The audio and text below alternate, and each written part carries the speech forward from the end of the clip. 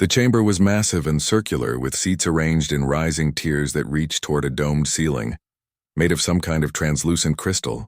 200 different species filled those seats, and each one represented a civilization that had earned its place in the Galactic Council through centuries or even millennia of diplomacy and trade. The air smelled strange to human noses, a mixture of different atmospheric preferences blended by the environmental systems into something that everyone could breathe, but nobody particularly enjoyed. Ambassador Claire Mitchell sat in the lowest tier, in the section reserved for probationary members, and she had been sitting there for 15 years. 15 years of being talked over, 15 years of being dismissed, 15 years of watching her proposals get shelved without discussion, while species that contributed a fraction of what humanity offered were treated with respect and consideration. Claire was tired, the kind of bone-deep exhaustion that came not from lack of sleep but from fighting a battle that seemed designed to be unwinnable. She had gray streaks in her dark hair now that hadn't been there when she first took this position, and the laugh lines around her eyes had been replaced by deeper creases that spoke of stress and frustration. Today's session was about resource allocation, which should have been straightforward, but nothing was ever straightforward in the council.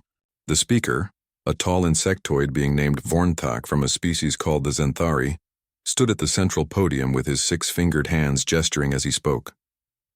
His words came through the translation device in Claire's ear, as a smooth, masculine voice that somehow managed to convey condescension, even through the electronic filter.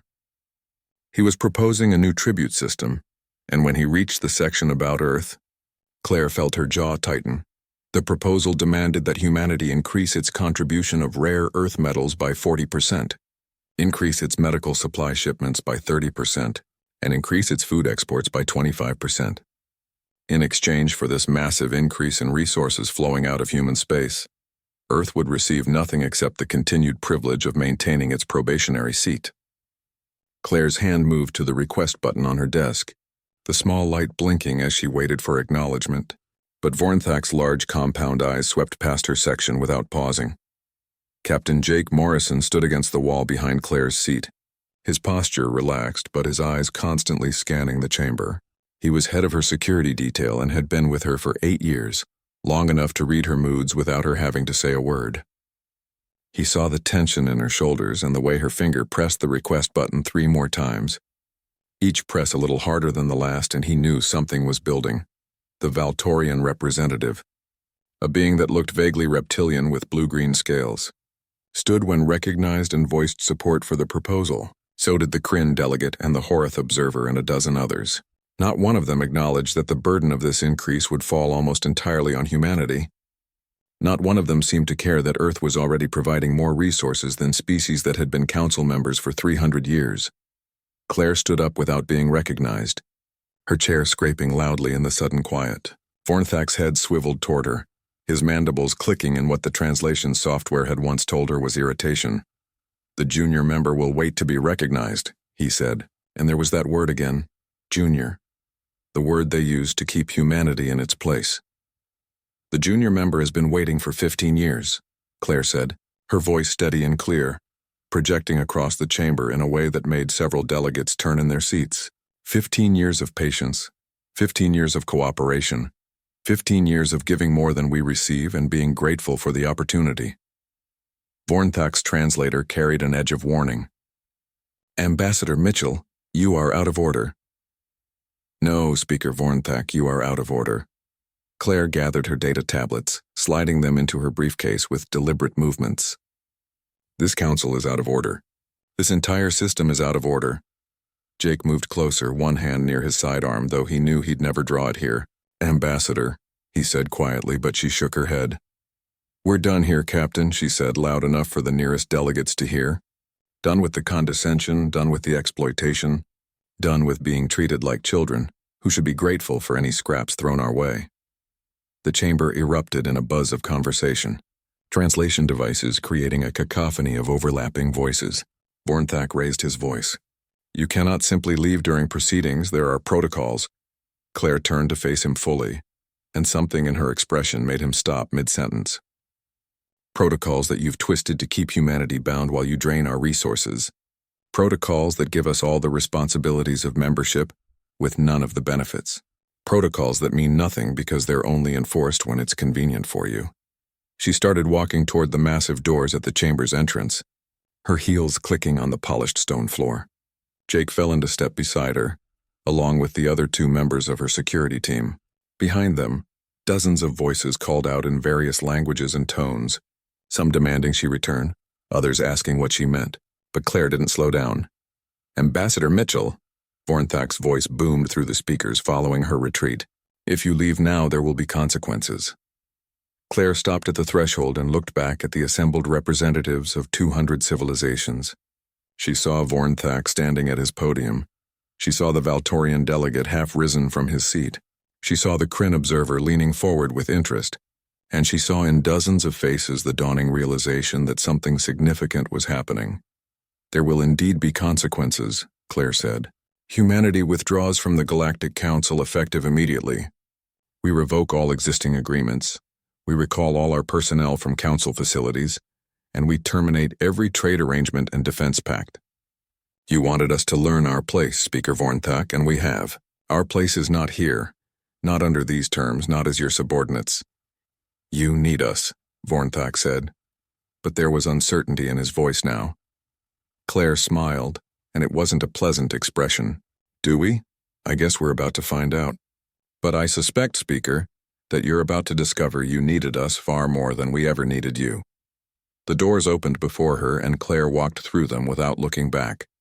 Behind her, the Galactic Council sat in stunned silence, and in that silence was the sound of something breaking, some fundamental assumption that had been taken for granted, finally shattering into pieces that could never be put back together the same way. Jake waited until they were in the corridor before speaking. "The ship is ready for immediate departure."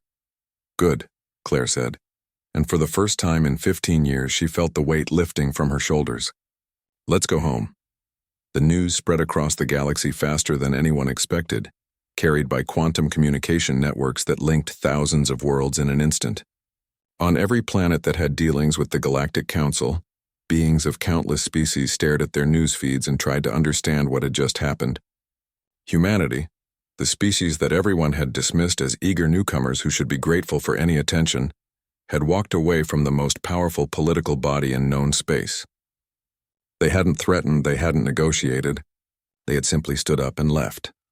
Director Helen Grant sat in her office in Geneva, 50 floors above the city streets, and watched the alien news networks with an expression that might have been satisfaction if she had allowed herself to show it. She was a woman in her 60s with iron-gray hair pulled back in a tight bun and eyes that missed nothing. On the wall-sized screen before her, a Valtorian news anchor was speaking rapidly while footage of Claire Mitchell's walkout played on a loop behind them. The translator software rendered the anchor's words in English with only a slight delay. Implications are still unclear, but analysts suggest this unprecedented action could destabilize several key economic sectors, the anchor said, their scales shifting color in what Helen had learned was a sign of agitation. Peter Hughes, her assistant, stood beside her desk with a tablet that kept chiming with new notifications. He was young and efficient, the kind of person who thrived in chaos, and right now his eyes were bright with barely contained excitement. "The Valtorian Empire wants immediate talks," he said, scrolling through the messages. "The Kryn Federation sent 3 separate requests in the last hour, and the Slick Confederacy is offering to host negotiations on neutral ground." Helen nodded slowly. "Tell them we'll review their requests and respond within the week." "What about our people?" "All human ships have received recall orders and they're complying ahead of schedule," Peter reported. "Captain Morrison got Ambassador Mitchell safely back to the transport and they're already en route to Earth. The science teams at the joint research stations are packing up, and Admiral Kane says the defense fleet is repositioning to cover our local systems. How fast can we complete the withdrawal? Full evacuation of all council facilities within 72 hours if we push it." Helen allowed herself a small smile. "Push it. I want every human, every piece of human equipment, and every scrap of human data out of council space before they figure out what they're losing." On the screen, the Valtorian anchor had been replaced by a panel discussion featuring several prominent council economists. One of them, A floating jellyfish-like being from the Corn Republic was gesturing with multiple tentacles while speaking in urgent tones. "We must consider the economic ramifications," the Corn economist said. "Human trade represents a significant percentage of Council commerce, and their sudden withdrawal could create serious disruptions." "How significant?" another panelist asked, this one from a species Helen didn't recognize. The Corn's color shifted from pale blue to worried purple. "Our preliminary analysis suggests 18% of all Council trade involves human goods or services. Their rare earth exports alone support dozens of colony worlds, and their technology licensing agreements generate substantial revenue for multiple species." Peter looked up from his tablet. "They're starting to do the math." "Good," Helen said. "Let them count what they're losing. Every hour they spend calculating is an hour we're not there to fix their problems." Across the city, in a secure military facility beneath the Alps, Admiral Lisa Kane stood in a command center watching tactical displays that showed the positions of every human vessel in known space. She was tall and lean with short blonde hair and the kind of quiet confidence that came from 30 years of military service. Around her, officers monitored communications and tracked fleet movements while the massive display showed ships converging on Earth, space like birds returning to roost. Commander Ryan Cooper approached with a status report. "All vessels are responding, Admiral. The furthest ones are about 6 days out, but everyone's on their way home." "Any resistance from Council forces?" "None. Most seem confused, and we've had several requests asking if this is some kind of drill or political theater." Lisa shook her head. "They still don't believe it. They can't imagine that we'd actually leave." "Can you blame them?" Ryan asked. "Every other species that joined the Council spent decades working their way up from probationary status. We're the first to walk away." "That's because every other species needed what the Council offered," Lisa said. "Access to the Kepler gates, protection from hostile forces, a share of the collective knowledge. But we built our own gate system years ago as a backup. Our military is stronger than half the Council members combined, and we've been carrying more than our share of the scientific research for over a decade." She pulled up a file on her personal display and sent it to the main screen. It showed a detailed analysis of human contributions versus benefits received, with stark graphs that made the imbalance impossible to ignore. "We've been propping them up," Ryan said, reading the data. "All this time we thought we needed them, but it was the other way around." "Exactly. And now they're about to learn that lesson the hard way." Back on Centrum Prime, the Council homeworld, emergency sessions had been called in chambers that rarely saw such urgent activity. Vornthak stood before a smaller gathering of senior delegates, and for the first time in his long career, he felt uncertainty creeping into his thoughts. The humans had been gone for less than 6 hours, but already the reports were coming in, and none of them were good. Councillor Gentar, head of the Merchant Guild, spoke first. She was a crystalline being whose body refracted light in patterns that reflected her emotional state, and right now those patterns were chaotic and anxious. "The immediate impact on trade will be severe," she said, her voice like wind chimes in a storm. "Human goods account for nearly 20% of Council commerce, and many of those goods have no ready substitutes. Their medical supplies, their agricultural exports, their manufactured components, we've become dependent on their production capacity. Surely we can source those items elsewhere," Vornthak said, though his voice lacked conviction. "From where?" Gentar's light patterns flashed red. "The Valtorians can't match human agricultural output.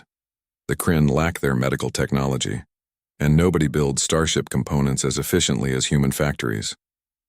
We could try to replace them, but it would take years and cost far more." Ambassador Krell of the Torgath Empire, a massive being with thick armor plating and multiple arms, rose from his seat. "There's another problem. The humans maintained critical systems throughout Council space. Their technicians service the Kepler gates. Their engineers designed the new generation of faster-than-light drives. Their programmers wrote half the software our infrastructure runs on. They had access to all of that because we trusted them," Vornthak protested. "No," Krell said bluntly. "They had access because we needed them, and we were too proud to admit it. We treated them like junior partners while taking everything they offered and giving the minimum in return." The chamber fell silent. Vornthak looked around at the faces. Human and alien concepts of expression didn't always translate, but he could read concern and worry in every delegate present. So what do we do? Someone asked. We need them back, Gentar said simply. Whatever it takes, we need to bring them back to the table. They won't come back on the old terms, Krell warned. Would you? Fornthak sank into his seat, his mandibles clicking softly. He had dismissed Claire Mitchell's warnings, had used his authority to silence her objections, had assumed that humanity would accept their subordinate position because they needed the Council's approval. He had been wrong, catastrophically wrong, and now the consequences of that error were beginning to unfold. On Earth, Helen Grant received word that the last human personnel had left Council facilities ahead of schedule. She stood at her office window, looking out over Geneva as the sun set behind the mountains, and allowed herself a moment of satisfaction. They had walked away from power, yes, but only the kind of power that came from accepting a subordinate position. Now they would discover what kind of power came from knowing your worth and refusing to settle for less. Her tablet chimed with another notification. Another Council species requesting talks, another delegate trying to understand what had happened, another voice asking if humanity would reconsider. Helen smiled and set the tablet aside. Let them ask and let them wait.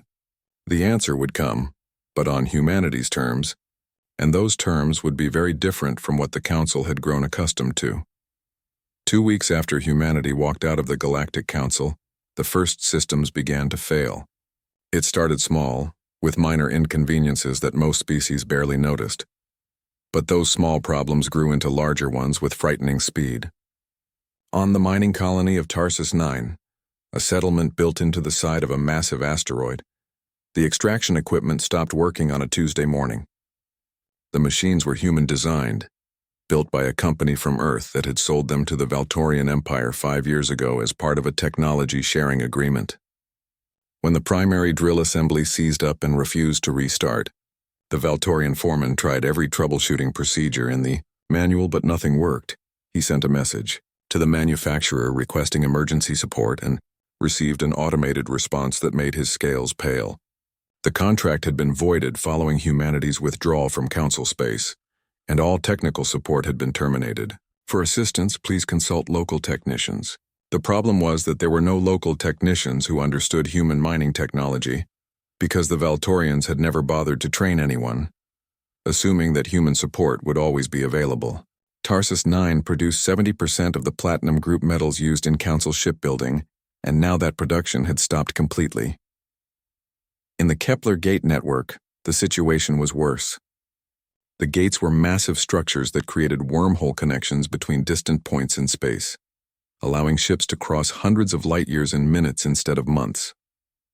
3 major gate nodes went dark within hours of each other, their connection indicators switching from green to red on monitoring stations across Council space. The technicians who rushed to diagnose the problem found something disturbing in the error logs. Years ago, human engineers had identified a critical software vulnerability in the gate operating system and developed a patch that prevented cascading failures. They had implemented the patch across the network, but never shared the full technical specifications with the Council because, as one human engineer had noted in a report, the Council always seemed too busy to attend the technical briefings. Now those patches were failing, and without the humans to maintain them, the gates were shutting down one by one. Ship travel times tripled overnight as vessels were forced to take longer routes through the remaining functional gates. Trade slowed, military response times increased, and the carefully balanced logistics network that supplied thousands of worlds began to show dangerous strain. Councillor Gentar stood before an emergency assembly and delivered the numbers, with a voice that trembled despite her efforts to remain calm. Her crystalline form, usually bright and steady, flickered with patterns of deep concern. The economic impact is worse than our initial projections, she said, gesturing to a holographic display showing graphs and charts that all trended in the wrong direction. We've lost access to 40% of our rare earth ETAL supplies, 35% of our food imports, and nearly half of our advanced medical supplies. The gate failures have increased shipping costs by 200%, and 17 colony worlds are reporting supply shortages. Vorn sat in his speaker's chair and felt the weight of every decision he had made pressing down on him. Around the chamber, delegates who had supported his dismissal of humanity's concerns now avoided his gaze. The Valtorian representative, who had been so quick to endorse increasing Earth's tribute, looked smaller somehow, diminished by the realization of what they had lost. "We must contact Earth immediately," someone said. A delegate from a species called the Horoth, whose voice was translated as urgent and desperate. "We must negotiate their return. They won't answer our messages," another voice called out. "We've sent dozens of requests and received nothing but automated responses." Ambassador Krell rose slowly, his massive armored form drawing every eye in the chamber. He had been one of the few who had warned against pushing humanity too hard, and now his words carried the weight of prophecy fulfilled. "They're answering other species just fine," he said quietly. "The Korn Republic negotiated an independent trade agreement with Earth yesterday. So did the Eslick Confederacy and the Horoth Collective. 20 other species are in active discussions. The humans aren't ignoring everyone, they're ignoring us, and they're building a new network of alliances that doesn't include the Council at all." The chamber fell silent as the implications sank in. The Galactic Council had been the center of interstellar politics for over 2,000 years. The forum where disputes were resolved and agreements were made, the body that determined which species held power and influence. Now, for the first time in living memory, major diplomatic activity was happening outside their control. On the slick border, Commander Ryan Cooper stood on the bridge of the Earth defensive platform Vigilant Watch and reviewed the latest intelligence reports with his senior staff. Lieutenant Sophie Martinez, his tactical officer, pulled up a communications intercept on the main screen. "The SS-Lick defense grid is failing," she reported, highlighting several locations on a star map. "They bought the system from our military contractors 3 years ago, but they never trained their own people to maintain it. Now they're seeing system errors across their entire border network. Have they requested help?" Ryan asked. "Multiple times," Sophie said with a slight smile. "They've been very polite about it and they're offering generous compensation." "And our response?" "Admiral Kane authorized a technical support mission but at commercial rates, not the subsidized rates they were getting through council agreements." They agreed immediately. Ryan nodded, studying the map. The Slick Confederacy controlled a strategic region of space that bordered 3 major trading routes. Their defense grid failing meant vulnerability not just for them, but for dozens of species who relied on stable borders. The Council would have demanded that Earth fix the problem as part of their tribute obligations. Instead, Earth was charging fair market rates and the Slick were paying without complaint. Ensign Greg Palmer looked up from his console. "Sir, we're receiving a priority message from the Korn Republic. They're requesting an emergency meeting about medical supplies." "Medical supplies?" Ryan queried. Greg pulled up the details. "The Zentari plague is flaring up again in their outer colonies and they've burned through their stockpiles of the vaccine. They're asking if we can provide emergency shipments." Ryan remembered the Zentari plague from his academy training. It was a nasty disease that affected most carbon-based life forms, and human scientists had developed an effective vaccine 7 years ago when the plague first appeared. The humans had shared the vaccine freely through council channels, asking only that other species help distribute it to affected populations. Thousands of lives had been saved and the council had taken credit for the humanitarian effort, while barely acknowledging the human contribution. "Tell them yes, we can provide the vaccine," Ryan said. "But this time, make sure everyone knows where it's coming from." Back on Centrum Prime, Vornthak sat in his private office and reviewed reports that grew more dire with each passing hour. A mining colony unable to operate without human technology, gate networks failing without human maintenance, defense systems showing errors without human support, medical crises that only human vaccines could address, food shortages because human agricultural worlds were no longer shipping to council distribution networks. The list went on, each item a reminder of how deeply humanity had integrated themselves into the fabric of council civilization. He had dismissed them as junior members, had treated their contributions as tribute owed rather than gifts given, had assumed that they needed the council more than the council needed them. Every assumption had been wrong, and now the price of that error was becoming clear. Species were leaving the council to forge direct relationships with Earth. Trade networks were collapsing. Critical systems were failing. And through it all, humanity remained silent, responding to individual species who approached them, respectfully while ignoring the council's increasingly desperate messages. His communicator chimed and he answered to find Counselor, Gentar's crystalline face on the screen, her light patterns showing barely controlled panic. The Kryn Federation just announced their withdrawal from the Council, she said without preamble. They're citing economic necessity, and they've already signed a mutual defense pact with Earth. If this continues, we'll lose half our membership within a month. Vornthak closed his eyes. The Galactic Council was fracturing, and it was his fault for failing to see what should have been obvious. Humanity hadn't needed them, and they had been too arrogant to realize it until it was too late. What do? He asked, and hated how weak his voice sounded. We beg, Gentar said simply. We apologize. We offer whatever terms they demand.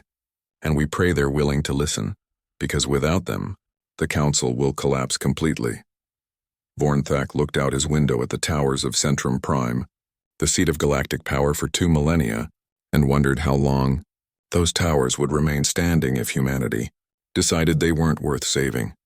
1 month had passed since humanity walked out of the Galactic Council, and the galaxy looked very different than it had before. On Earth, in the sprawling complex that housed the Department of Interstellar Affairs, Director Helen Grant sat in a conference room with her senior staff and reviewed the situation with careful attention to detail. The walls displayed maps showing the shifting alliances across known space, with lines of connections spreading out from Earth like a web being carefully woven by patient hands. Peter Hughes stood at the presentation screen, pointing to various clusters of stars as he walked through the latest developments. His voice was steady, but Helen could hear the excitement underneath. 43 species have now signed independent agreements with us, he said, highlighting each one in blue on the star map. 20 more are in active negotiations, and another 30 have submitted formal requests for talks. The Council membership has dropped from 200 species to 137, the largest exodus in their recorded history. What kind of agreements are we signing? Admiral Lisa Kane asked from her seat across the table. She had come up from the Military Command Center for this briefing, and her uniform was crisp, despite the long hours everyone had been working. It varies, Peter replied, pulling up a summary document. Some want trade deals, others want defense pacts. A few are asking for technology sharing arrangements. We're evaluating each request individually and negotiating terms that benefit both parties equally. Helen nodded slowly. And the terms are actually equal this time, not the one-sided extraction we dealt with under Council oversight. Exactly, Peter confirmed. We're making sure every agreement provides fair value for both sides. It's taking longer to negotiate, but the relationships we're building are much stronger. Captain Jake Morrison, who had been Claire Mitchell's security chief and was now serving as a liaison to the diplomatic corps, leaned forward in his chair. What about the Council itself? Are they still trying to make contact? Daily, Peter said with a slight smile. We've received 78 official messages from Vornthak alone, each one more desperate than the last. They're offering concessions now, things they refused to even discuss when we were members.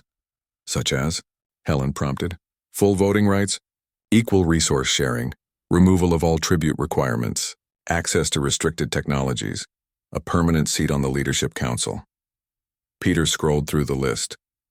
Basically everything Ambassador Mitchell asked for over the past 15 years and was denied. Lisa made a sound that might have been a laugh. They're panicking. They should be, Helen said quietly. Their infrastructure is falling apart. Their economy is in freefall, and they're losing members faster than they can count. The question is whether we want to save them. The room fell silent as everyone considered the implications. The Galactic Council had dominated interstellar politics for millennia, and now it was crumbling, brought down not by war or conquest but by simple economic. And the withdrawal of a species they had taken for granted. Earth had the power to let it collapse completely, or to demand terms that would reshape the balance of power across the galaxy. On the mining station Nova 7, which orbited a gas giant in human-controlled space, technician Danny Foster was training a group of Valtorian engineers in the maintenance procedures for the extraction equipment that had stopped working on Tarsus. 9. The Valtorians had paid a substantial fee for this training, and they were taking careful notes as Danny explained the diagnostic systems. The key is preventive maintenance, Danny said, showing them how to check the drill assembly bearings before they failed. You can't just run these machines until they break and then call for help. You need to understand how they work. The lead Valtorian engineer, whose name was something Danny couldn't pronounce but who went by the nickname Blue for the color of his scales, watched intently as Danny demonstrated the procedure. "Why didn't your people teach us this before?" Blue asked through his translator. "We've had these machines for 5 years," Danny shrugged. "We offered training multiple times, but your government said it wasn't necessary through the council agreements.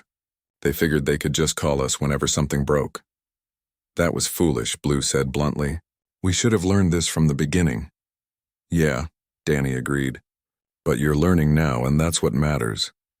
Across the station, similar training sessions were happening in different departments. Human engineers teaching alien technicians, human programmers sharing code architecture with alien developers, human scientists collaborating with alien researchers on projects that benefited everyone involved. It was the kind of cooperation that should have been happening all along, the kind of mutual support that built lasting relationships instead of resentment. In the Eslick Confederacy's capital city, Ambassador Claire Mitchell sat across a negotiating table from the Eslick High Command and finalized a defense cooperation agreement that would have been impossible under council rules. The Slick were an insectoid species with multiple arms and compound eyes that reflected light in rainbow patterns. Their military commander, General Thax, signed the document with 3 of his hands simultaneously. "This is fair," he said, his translator rendering his clicking speech into clear English. "More than fair, actually. You're offering protection and technology transfer at rates we can afford." Claire smiled. "That's the goal, General. We're not interested in exploitation, and we're not interested in creating dependencies. We want partners, not subordinates." "The Council never understood that distinction," Thax observed. "They demanded tribute and called it cooperation." "They did," Claire agreed. "And that's why we left." Thax tilted his head, and what Claire had learned was the Sislic equivalent of a thoughtful nod. "Many species are watching what you do next. If you treat us well, others will want similar arrangements. If you become like the Council, demanding more than you give, then this new network you're building will fail just like the old one." "We know," Claire said seriously. "We're very aware of the responsibility we're taking on. That's why we're being careful about the agreements we make." Back on Centrum Prime, Vornthak stood in the council chamber, before an assembly that looked half-empty now that so many species had withdrawn. The seats in the upper tiers showed gaps like missing teeth, and the atmosphere in the room was tense with worry and recrimination. He had called this emergency session to address the crisis, but he knew there were no good options left. Only choices between bad outcomes and worse ones. Councillor Gentar presented her latest economic report, and the numbers were devastating. Trade volume had dropped by 60%, tax revenues had collapsed, the maintenance budget for critical infrastructure was exhausted, and projections showed complete financial insolvency within 3 months if current trends continued. "We cannot sustain this situation," she concluded, her crystalline form flickering with distressed patterns. "We must reach an accommodation with Earth, or the Council will cease to exist as a functional entity." Ambassador Krell stood, his massive frame somehow looking tired despite his species' lack of obvious fatigue signals. "I've been in contact with several species that have successfully negotiated with the humans," he said. "They report that Earth is willing to talk, but only on terms of complete equality. No tribute, no subordination, no special privileges for council members." "That's unacceptable," someone shouted from the back. "The Council has maintained order for 2,000 years, and we cannot allow a species that's barely been in space for a century to dictate terms." "Then we collapse," Krell said flatly. "Those are the choices. We negotiate as equals or we collapse. Pride is a luxury we can no longer afford." Vornthak looked around the chamber at the remaining delegates and saw the truth reflected in their faces. They were afraid, not just of losing power, but of losing everything the Council represented. For millennia, they had been the center of galactic civilization, and now that center was shifting away from them, toward a species they had dismissed and underestimated. "I will compose a formal message to Earth," Vornthak said slowly, each word feeling like defeat. "I will apologize for our treatment of humanity, acknowledge our errors, and request negotiations without preconditions." "And if they refuse?" someone asked. Vornthak didn't answer because they all knew what would happen if Earth refused. The Council would fracture completely, its remaining members scattering to make their own arrangements. The infrastructure would fail, the trade networks would collapse, and the political structure that had maintained peace across much of the galaxy for 2 millennia would disappear into history as a cautionary tale about pride and short-sightedness. On Earth, Helen Grant received notification of Vornthak's message and read it carefully.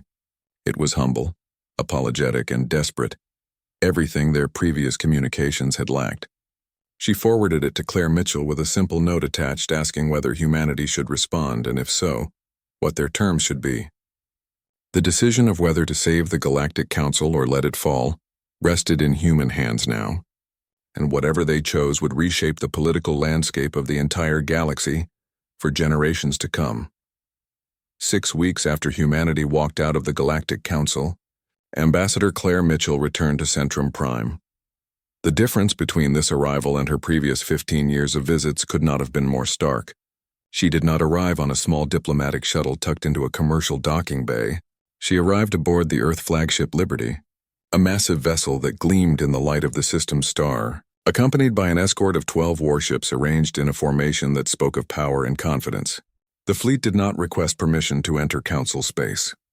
They transmitted their flight plan and proceeded along it regardless of any response. Director Helen Grant stood beside Claire on the Liberty's observation deck, watching Centrum Prime grow larger in the viewport. Admiral Lisa Kane was there as well, her uniform displaying the medals and ribbons of a distinguished career. Behind them stood a delegation of Earth's top negotiators, trade specialists, military advisors, and cultural liaisons. They represented not a species begging for membership, but a power that had outgrown the need for anyone's approval. "Nervous?" Helen asked Claire quietly. Claire smiled slightly. "Not anymore. I spent 15 years being nervous in that chamber, worrying that I'd say the wrong thing or push too hard. I'm done with that." The Liberty docked at the primary diplomatic port, the kind reserved for heads of state and major powers. The Council had cleared the entire section for their arrival, which was either a sign of respect or fear, or possibly both. Claire led her delegation through corridors that felt familiar yet different. The same physical space, but transformed by the knowledge that she walked here as an equal now, rather than a subordinate. They entered the Council chamber, and the atmosphere was immediately apparent. The room that had once buzzed with confident conversation was quiet and tense. The seats that had been full during her last visit now showed the gaps of departed species. The delegates who remained watched the human delegation enter with expressions that ranged from hope to anxiety to carefully controlled desperation. Vornthak stood at the speaker's podium, and for the first time in all the years Claire had known him, he looked uncertain. Claire walked to the center of the chamber floor, not to the lower tier where junior members sat, but to the central platform where speakers addressed the assembly. No one tried to stop her. Helen and Lisa flanked her while the rest of the delegation took positions behind them. Claire looked around at the assembled representatives and took her time before speaking, letting the silence stretch. "The Galactic Council had 15 years to treat humanity as equals," she began, her voice clear and steady, carrying across the chamber without need for amplification. 15 years to recognize that we contributed more than we received, that we asked for nothing beyond fair treatment, that we wanted partnership rather than subordination." She paused, letting her gaze sweep across the delegates. "Instead, you treated us as children who should be grateful for any scraps of attention. You demanded our resources, our technology, our expertise, and you gave back the bare minimum required to keep us compliant. You silenced our voices, dismissed our concerns, and assumed we would accept this forever because we needed you." Vornthak started to speak, but Claire raised her hand and he fell silent. The fact that he did so spoke volumes about how much the power dynamic had shifted. "You were wrong," Claire continued. "We didn't need you. We don't need you. The last 6 weeks have proven that beyond any doubt. We've negotiated independent agreements with over 40 species, and more are coming every day. We've built our own trade networks, our own defense pacts, our own technological partnerships. We've done all of this without the Council, and we've done it better than the Council ever did." The chamber remained silent. Claire could see some delegates shifting uncomfortably, while others watched her with what looked like resignation to whatever judgment she was about to deliver. "But here's what we've learned," Claire said, and her tone shifted slightly, becoming less confrontational and more reflective. "The galaxy works better when species cooperate, when knowledge is shared freely, when trade benefits all parties, when defense is a collective responsibility rather than something each species handles alone. The Council had the right idea originally, but somewhere along the way, It became about power and hierarchy instead of partnership. She gestured to Helen and Lisa. We're here today because we believe cooperation is still possible. Not on the old terms and not with the old assumptions, but on a new foundation built on actual equality. Admiral Lisa stepped forward, her bearing military and direct. Earth proposes a reformed council structure. Every member species gets an equal vote regardless of how long they've been members. No more tribute systems and no more probationary periods. Trade agreements must provide fair value to all parties. Technology sharing happens on a voluntary basis with proper compensation. Defense arrangements are mutual, not one-sided. Helen added her piece next. We're prepared to share the gate technology that we've developed independently. It's faster and more reliable than the current Kepler gates and will make it available to all council members at cost, not as a profit center. We'll also provide technical support for critical systems that are currently failing, but we'll do it as partners receiving fair payment, not as subordinates providing tribute. Councillor Gentar rose slowly, her crystalline form showing patterns of cautious hope mixed with uncertainty.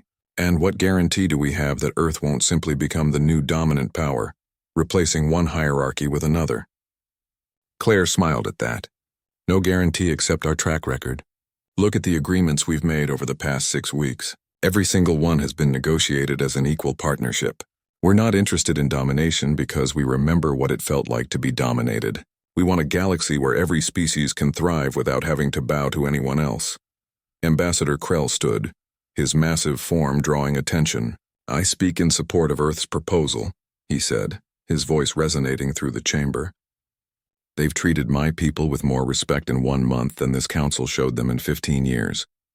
If we're wise, we'll accept their terms and rebuild something better than what we had. One by one, other delegates rose to voice support. Some did so enthusiastically while others spoke with obvious reluctance, but the momentum was clear.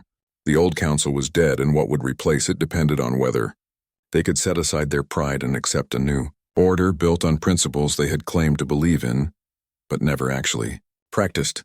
Vornthek remained standing at the podium throughout the speeches, and Claire could see him struggling with what had to be said.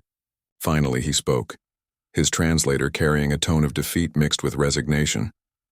On behalf of the Galactic Council leadership, I formally apologize to humanity for our treatment of your species, he said, each word clearly difficult. We were wrong to demand tribute, wrong to deny you equal status, wrong to dismiss your concerns. I move that we accept Earth's proposals and begin immediate negotiations on the formation of a reformed council structure with full equality for all members. Seconded, Gentar said immediately. The vote was called and it passed with only 3 abstentions. Vornthek abstained, as did 2 other species who had been most vocal in supporting the old hierarchy. But their opposition no longer mattered because the tide had turned and they could either adapt or find themselves left behind entirely. Claire nodded formally. Then let's begin. We have a lot of work to do and a new foundation to build. The negotiations that followed took 3 weeks of intensive talks, but the outcome was a council structure that looked very different from what had existed before. Equal representation, fair trade, mutual defense, voluntary cooperation. These weren't just words anymore, but actual principles embedded in the new charter. Species that had left began returning, not to reclaim dominance, but to participate in something better. The new council was smaller than the old one, at least initially, but it was stronger because it was built on genuine partnership rather than enforced hierarchy. On Earth, in cities across the planet, people watched the news broadcasts and understood that something fundamental had shifted. Humanity had walked away from power offered on unacceptable terms, and in doing so had forced the galaxy to offer better terms. They had refused to accept subordination, and in that refusal had found actual equality. Claire Mitchell stood once more in the council chamber, but this time she stood at the center as an acknowledged equal, and when she spoke, beings of 200 species listened not because they had to, but because they chose to. The galaxy had learned a lesson that should have been obvious from the beginning. Treating people fairly isn't just morally right. It's practically necessary because sooner or later, those you mistreat will walk away and you'll discover too late how much you depended on them. Humanity had walked out and the council had freaked quickly, but in that panic and the negotiations that followed, something better had emerged. A galaxy built on respect rather than dominance, on cooperation rather than exploitation, on the simple revolutionary idea that every species deserved to be treated as an equal, regardless of how long they'd been around or how powerful they seemed. It was a lesson the galaxy wouldn't forget, and Claire Mitchell, looking around at the chamber that had once dismissed her, allowed herself a moment of satisfaction, knowing that humanity had taught it